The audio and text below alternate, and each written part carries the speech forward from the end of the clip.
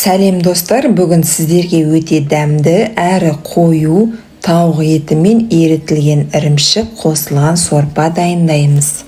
Ең алдымен пиязды ұсақтап тураймыз, сәбізді үккіштен өткіземіз.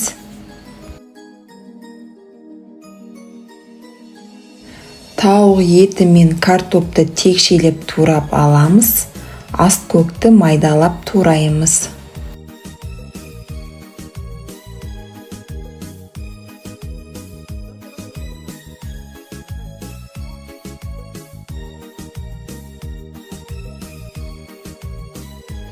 Ал енді қызып тұрған кастрөлге май құйып, пияз бен сәбізді қуырып аламыз. Содан кейін бөлек ыдысқа салып, шетке алып қоямыз.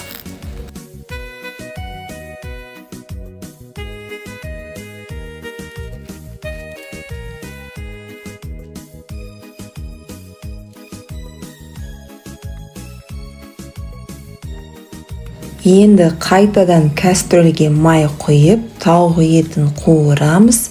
Үстінен қуырып алған пияз бен сәбізді, картопты салып, дәміне қарай тұз, бұрыш, паприка саламыз да, жылы су құйып, шамамен 7-10 минут қайнатамыз.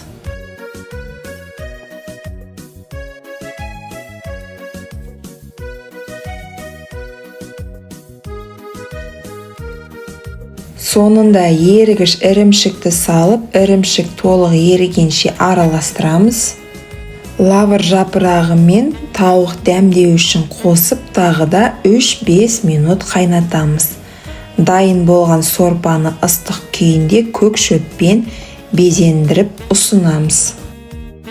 Жұмсақ ірімшік дәмі мен тауықты нәзік үйлескен өте дәмді сорпа дайын. Отбасыңызға ұнайтыны сөзсіз. Келесі видеода кездескенше ас болсын.